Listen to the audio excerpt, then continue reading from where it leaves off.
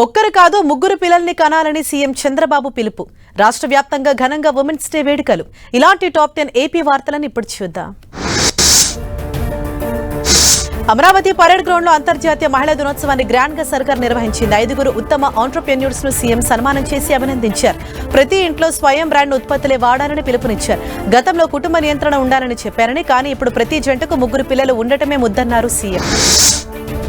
మహిళల కలలు సాకారమయ్యే దిశగా అడుగులు వేయటమే కూటమి ప్రభుత్వ లక్ష్యమన్నారు హోంమంత్రి అనిత. సమాజ ప్రగతిలో భాగస్వాములైన మహిళలందరికీ అంతర్జాతీయ మహిళా దినోత్సవ శుభాకాంక్షలు తెలిపారు.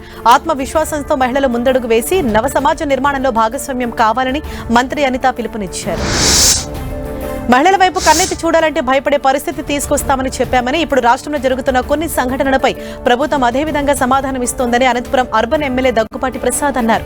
అర్బన్ టీడీపీ కార్యాలయంలో అంతర్జాతీయ మహిళా దినోత్సవాన్ని ఘనంగా నిర్వహించారు. ఈ కార్యక్రమంలో టీడీపీ మహిళా నేతలు, కార్యకర్తలు పెద్ద ఎత్తున పాల్గొన్నారు.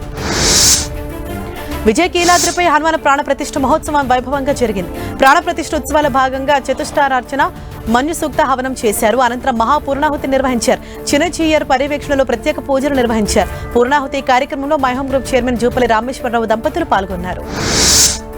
అంబేద్కర్ కోనసీమ జిల్లా అమలాపురం పోస్టాఫీసులో రాష్ట్రంలోనే ప్రప్రథమంగా మదర్ ఫీడింగ్ రూమ్ ని ప్రారంభించారు. అంతర్జాతీయ ఉమెన్స్ డే ను పురస్కరించుకుని పోస్టల్ శాఖ ఆధ్వర్యంలో వేడుకలు నిర్వహించారు. పోస్టాఫీస్ కు వచ్చే చంటి పిల్లల తల్లుల సౌకర్యార్థం కోసం మదర్ ఫీడింగ్ రూమ్ ని ప్రారంభించినట్లు పోస్టల్ ఎస్పీ శ్రీకర్ బాబు తెలిపారు. మహిళలను డ్వాక్రా సంఘాల ద్వారా ఆర్థికంగా ఆదుకుని వారికి పెద్దపీట వేసిన ఘనత సీఎం చంద్రబాబుకే దక్కుతుందని రాజంపేట టీడీపీ ఇన్ఛార్జి చెమర్తి జగన్మోహన్ రాజు అన్నారు. కడప జిల్లా రాజంపేటలో రాష్ట్ర ప్రభుత్వం తరపున జాతీయ మహిళా దినోత్సవం వేడుకలను ఘనంగా నిర్వహించారు. ప్రతి మగవాడి విజయం వెనుక ఒక మహిళ ఉంటుందన్నారు. మహిళా భద్రతకు కేర్ ఆఫ్ అడ్రస్ గా ఏలూరు జిల్లా పోలీస్ శాఖ మారుతుందని ఎస్పీ ప్రతాప్ కిషోర్ అన్నారు. మహిళా పోలీసులు పెద్ద ఎత్తున సైకిల్ ర్యాలీ నిర్వహించారు. మహిళా కళాశాలలో, పాఠశాలల వద్ద ఈవ్ టీజర్ల ఆడగడలకు అడ్డుకట్ట వేసేందుకు ఏలూరు పోలీసులు డ్రోన్ పెట్రోలింగ్ ను రంగంలోకి దించారన్నారు. నిత్యం డ్రోన్ల ద్వారా నిఘా ఉంచుతూ విద్యార్థులకు భరోసా కల్పిస్తున్నారు.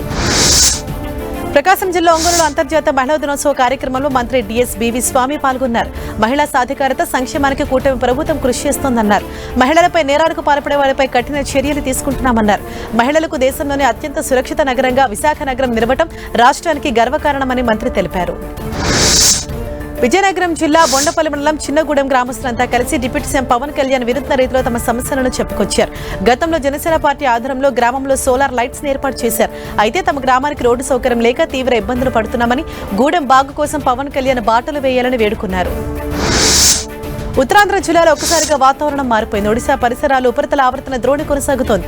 ఇది ఛత్తీస్గఢ్, తెలంగాణ మీదుగా కర్ణాటక వరకు వ్యాపించిందని వాతావరణ శాఖ తెలిపింది. దీని ప్రభావంతో ఉత్తర కోస్తాలో అక్కడక్కడ వర్షాలు పడతాయని అంచనా వేస్తోంది. ఉత్తరాంధ్ర జిల్లాలో మేఘాలు ఆవరించి ఉండటంతో టెంపరేచర్ సాధారణంగానే ఉంటుందన్నారు.